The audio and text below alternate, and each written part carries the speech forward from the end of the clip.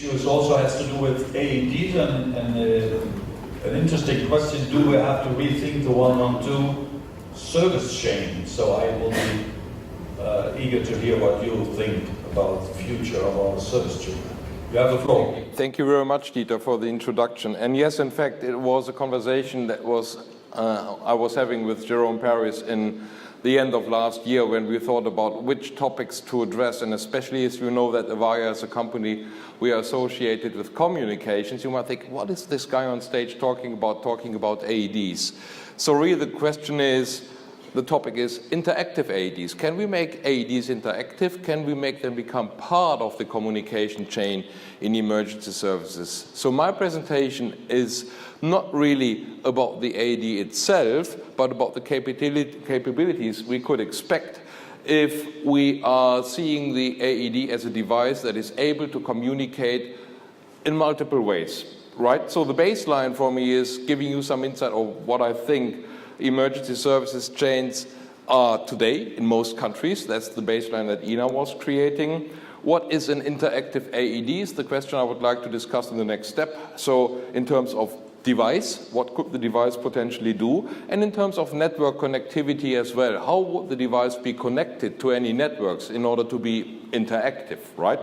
And then thinking about real-time communication with the AED. What could that be and how could that look like? Smart cities is something that is discussed in many European cities. There's a lot of proof of concepts out there. Cities are thinking about how do we become smarter and what do we need from an infrastructure perspective, and can we bring the AED, the interactive AED, to become an element of a smart city as well. And last but not least, yes, my summary, what would be the impact on the emergency services chain, to come back to the initial question here. So if we review the emergency services chain, as EENA has been documenting since many, many years, it's about the citizen creating an emergency call. The emergency call is going up to the public safety answering point after dialing 112, 999, or whatever the emergency number is. And then inside the public safety answering point, you see the different steps, starting with call taking on the one hand side, then the data collection, where are you, who are you, what do we need in order to support you. With the data collection, we classify the case, and after the case classification, we make a dispatch decision. And then, after the dispatch decision, and all of that is taking part inside the computer-aided dispatching system, after the dispatch decision, then we send the on-site responders to bring help to the requesting person. So that's the well-known emergency services chain. And let's now think about how could an interactive AED have influence on that emergency service chain. So first of all, my presentation is not about the AED device itself. So we are not selling AEDs, that's one of the main points. And the built-in features these modern AEDs have, but it's rather about if that AED could communicate with an infrastructure or with other services, how could that change the emergency response in here? Taking this into the context of the Internet of Things and smart cities. So let's review what could be interesting for an AED to communicate to and with whom, and what could be the content of that interaction. So of course, one of the elements could be, well, let's learn about the status of the AED. You were asking the question, Dieter, about maintenance of AED. So that could be an interesting element, and that comes to thought first, I believe, when we think about the connected AED. So when in idle mode, when it's just hanging off the wall, communicate the status, proactive maintenance, so my battery is going down or I have a defect, and communicate that back to the manufacturer of the AED so that we can proactively reach out and do some troubleshooting with that. Or even if it's just a status okay, so you have a continuous monitoring about the status of the AED with the manufacturer. But even that could already be something where the public safety answering point could be very, very interested in to understand as well. They more or less start to consider AEDs being dispatchable resources. So like your ambulance car, like your paramedics, whom of course you know in which status they are, the AED should be transmitting their status as well to make you understand, is this a dispatchable resource in case someone should be near and have a problem. So that's the status update when not in use. The more interesting, I believe, it's getting when we think about what can the AED probably do when it is in use, when it is in action, and how could we engage with the AED both from the citizen side as well as from the public safety answering point side. So one element could be, well, the housing is open. This triggers the first status update. This triggers the first event. And this could come up immediately, like an incoming emergency call, directly in the public safety answering point. Housing opened. Someone has taken the AED off hook and bringing it to the patient. This is another status update. AED off hook indicates, well, it's getting active. Should we proactively do something right here from a dispatching point of view of emergency response? Then when the AED is turned on and ready to shock, well, this should alarm someone in the public safety answering point. If there is no emergency call to 112 in parallel to that activity, and ultimately, if you're executing shock and counting the shocks, 1, 2, 3, well, this gives you some insight. Something is happening out there even without maybe someone raising an emergency call. So these are the elements that I believe could be quite interesting to look at. And I'm actively looking for, well, if there's any vendors of AEDs in that room, to come to us to talk after this presentation to see if this is just something we thought of or if this is something that vendors might think of as well. So in terms of process, how do we connect the AED device? Are we going to pull cables to it? Probably not the best possible idea. So I was reflecting about this, thinking about how is the housing connected and how is the AED device itself connected. Yes, of course, the usual suspects are, well, you could put a LAN, a local area network cable into it. You could put a telephone line into it. Cabling, yeah, it's difficult if you have multiple AEDs around. So probably it's more the wireless connectivity that might be in focus in here. So the typical suspects in here are Wi-Fi networks that could be available as city networks out there, or 3G, 4G mobile phone networks where you would need to put a SIM card into the AED as well, into the housing as well. And the same applies to the AED. Of course, the AED by definition is a mobile device. You take it off hook, so being wired does not really make sense. So the wired option is disappearing in here. If we now know what the potentials are, I was thinking about how would I rate the different technologies to connect the AED to the network. And whenever you see a red sign in the next slide, this is the positive one. This is what we are looking for. So a low effort in order to connect a device, and high connectivity, meaning good bandwidth for whatever the AED would want to do. These are the positives, and the blue signs are the ones that you would want to avoid in here. So let's review the previous slide and see what are these technologies are looking like in terms of efficiency. And telephone and Ethernet cables, of course, yes, as I said, it's doable, especially for the housing because that is mounted to the wall. But the efficiency is not very good. You need to pull the cable out there. Connectivity-wise, it would be brilliant because you have quite unlimited bandwidth to deal with. On the wireless connectivity side, of course, it's from an efficiency perspective with Wi-Fi not that good because you would need to foresee, I would need to have some Wi-Fi networks in the city, some Wi-Fi access point close by for the AED to communicate with. While it's communication-wise, great bandwidth, that's great. Now look into mobile networks. The effectivity is great because you can have a small electronics unit being part of the AED and a SIM card, and it just connects up to the mobile network. That's great, that's easy, not a high effort in here. And connectivity-wise as well, yes, we have decent bandwidth available in there. And same applies, of course, to not only to the housing, but to the AED device as well. So my favorites in terms of bandwidth that I can get as well as effort for connectivity are 3G, 4G, or even 5G networks in the future.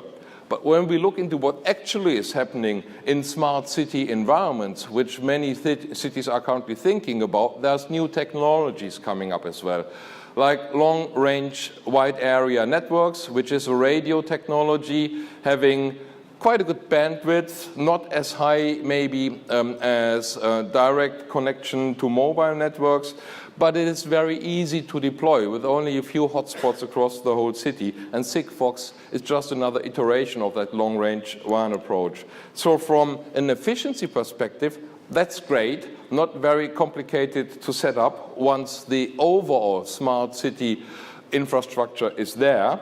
And from a connectivity perspective, yes, bandwidth-wise, we can do a couple of things with that. So let's review. These are the options that we have to connect the AED device. How can we play with that? So status messages visible as updates is great because the call taker then can control and guide and the community that is dealing with the AED device. But is there maybe also another ability and capability that we are bringing up? Can the AED itself be a device that replaces a phone call? I think that's an interesting question to take immediate influence on the emergency services chain in here. So let's see that. The AED is connected some way to the public safety answering point. We have our citizen. Citizen is calling from a mobile phone. Hey, I'm calling 112 and I found a person and probably has got a problem. So the call taker is receiving the call. You need to find the AED device. Okay, where's the AED device? I'm going to run, take the AED device. I'm taking it off. And all of the information is already passed into the public safety answering point that we are seeing. So having my phone here and having the AED device in the other hand, now how do I really communicate in that environment, only having two hands? So that, I think, is an interesting element where I was thinking, can we somehow communication enable the AED device, because there's only few people with three hands that can manage the shocking where you need to have both hands on the panels and still communicate. That could be achieved by building a hands-free unit directly into the AED and thus making the AED a telephone device, which brings it very close to traditional 112 services here.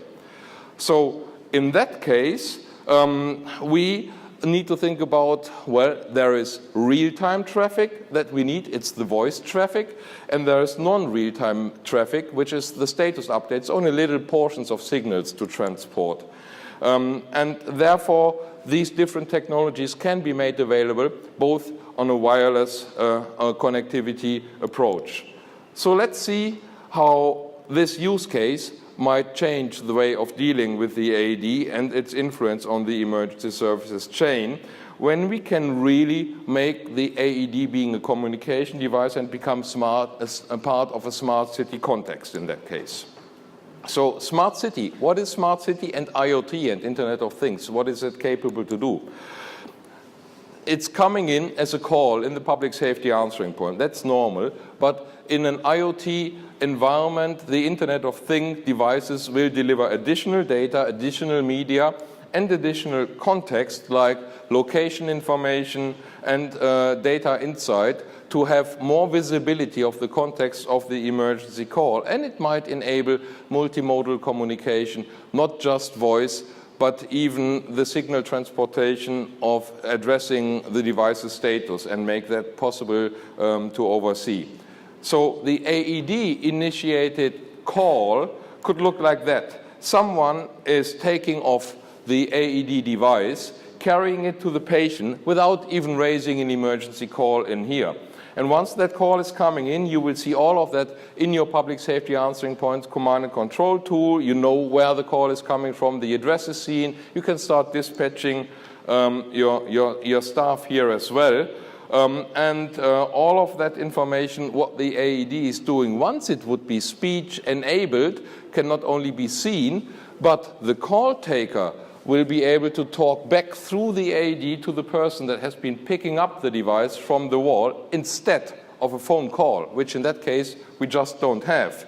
And this, of course, is giving much more access to the situation and control the situation and support the citizen doing the shocking in that environment, supporting him in probably one of the most difficult situations of his life.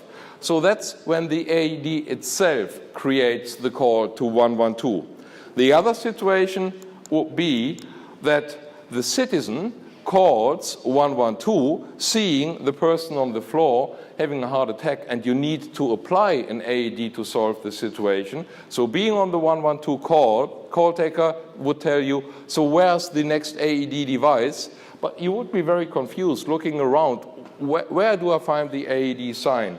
And when we are really talking about a smart city service, then we say, just like Ali was saying, you send a text message back with the link in the text message, and clicking on the link would bring up a map on the user's device, so on the telephone, and that map is actually showing, in terms of my position, where is the next AED device, which helps you figuring out where you need to go and run and pick up that AED. And ultimately, we could even use that information, the more digital signage we are going to see out there in smart cities, to bring up on the closest digital sign an indication saying, look around, this is the closest place of the next AED device. And you could support finding the device and executing on the situation in a much more convenient way. So getting back to the final question, here is how can we change, or what influence could we have on the emergency calling chain? Yes, the AED itself can become a replacement to the phone, being able to originate an emergency call, so it doesn't necessarily have to be a phone only. The AED can become a dispatchable resource when you constantly monitor the readiness of this resource, so you will be able, from a public safety answering point or dispatching point of view, to understand, is that device that I would like the person to run to ready to be used?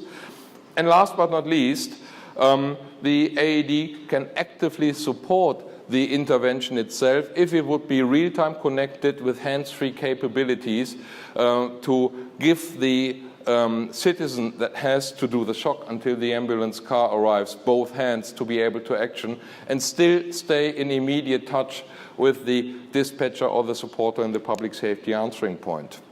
And so coming to my conclusion in here, will interactive AEDs change, or can they change? Yes, they can change the emergency services chain, and just as I'm running over time here, my last insight would be we would not immediately have to rethink the emergency services chain, but we can add the additional capabilities of the AED to bring some innovation into that well-known chain without changing everything end-to-end in one go.